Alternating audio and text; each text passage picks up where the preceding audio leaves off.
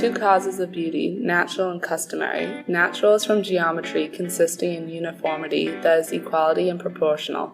Customary beauty is begotten by the use, as familiarity breeds a love for things not in themselves lovely.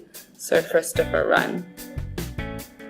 Andrea Palladio, an Italian architect from 1508 to 1580, is regarded as the greatest architect from the 16th century. He is known for his designs of palaces and villas, but his most notable work is Villa Rotonda. He is known for being one of the architects to bring Roman Renaissance style to northern Italy, and worked under Gian Trissino and Sebastiano Serlio.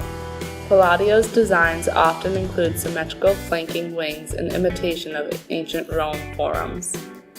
Le Corbusier, a Swiss architect and city planner, has bold designs that combine functionalism and modern movement.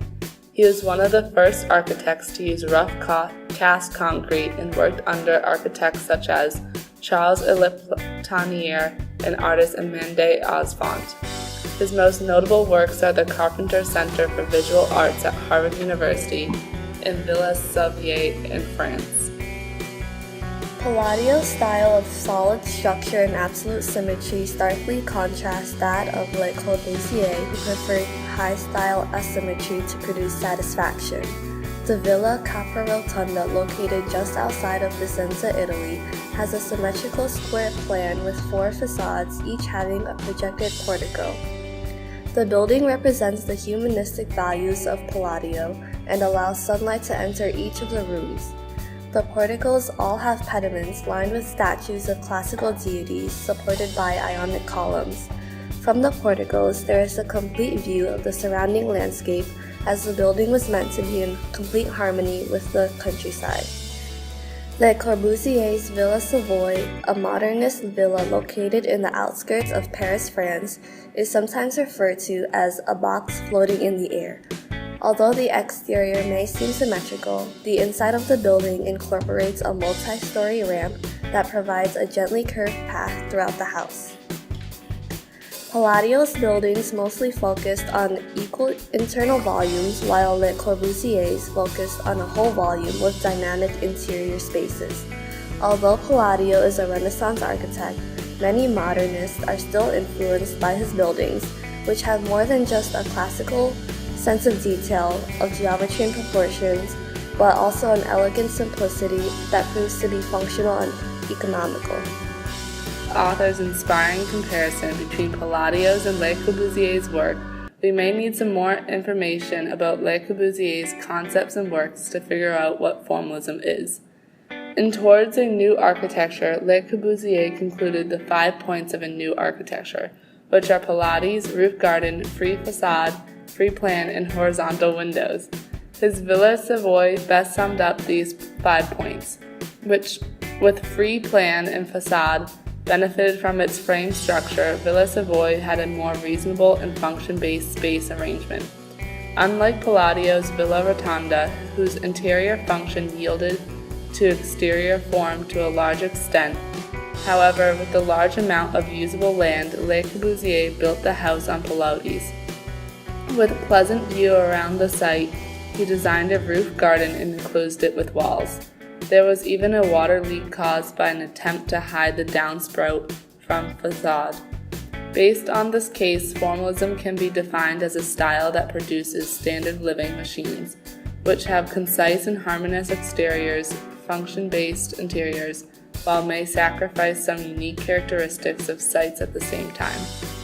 Formalism disregards the substance, society, and recorded foundation of architecture buildings and concentrates just on its form and visual angle. Forms alludes to the shape or setup of a building. A vigilant mix of few architectural qualities, shape, size, scale, proportion, and service, collaborate to deliver the cultivated structure. This practice of formalism drew attention to modern architecture. In spite of the fact that the historical backdrop of design is not its first or most critical center, history has a continuous impact on modern architecture. Rowe showed this case through the correlation between classical architecture Villa Malcontenta by Le Corbusier and modern architecture Villa Garce by Andrea Palladio. Rowe's exposition, The Mathematics of the Idea Villa, speculate that there were compositional principles in Palladio's villa that could be demonstrated to compare to the guidelines in Le Corbusier's villa at Poissy and Garches. In the midst of the 20th century, different architects began developing new responses for direction traditional perspectives with new technology potential results. These battle between the old and new can be found in the work of Frank Lloyd Wright's Robbie's House, Victor Horta Museum, Anthony Gardy's Casa Butler, Otto Wagner's Australian Poster Saving Things, and many others. Although modern and postmodern design competes with a restoration of traditional architectural design in business and institutional architectures, private design continues to be ruled by customary configuration. The common idea of modern architecture is the effortlessness and the clearness of form, geometric shapes, visual spotlight on horizontal and vertical lines.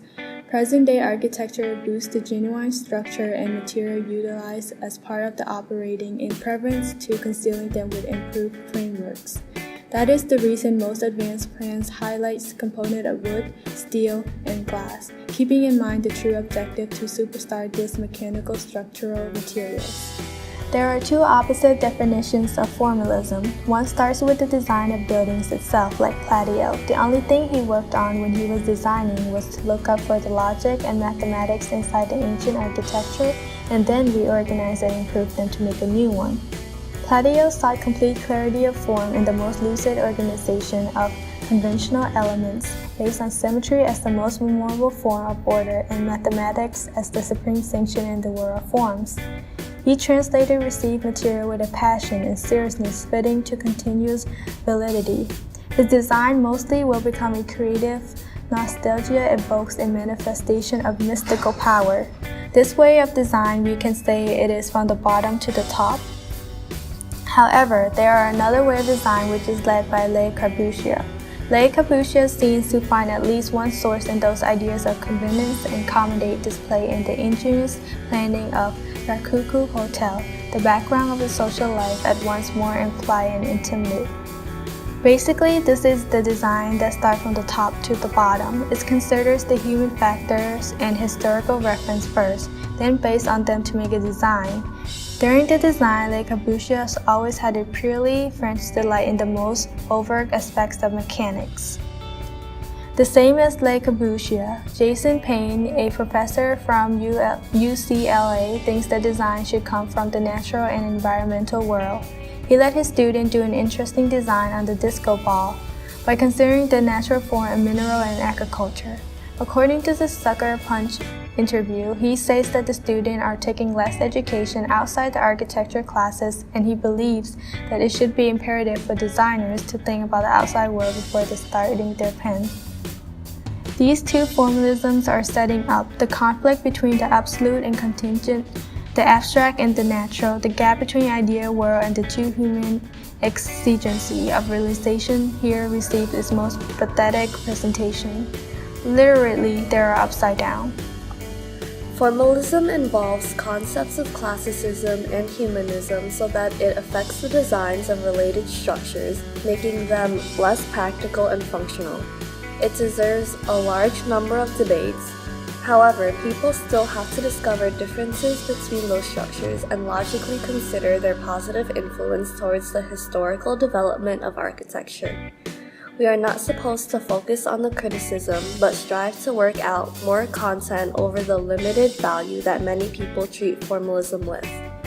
According to the article, with detailed descriptions and comparisons between the two architects and their works, we can understand that the effects of their ways to obey and transform formalism into their own designs and constructions demonstrate great probability of being extracted and put into modern architecture with advanced technology and implement pragmatism.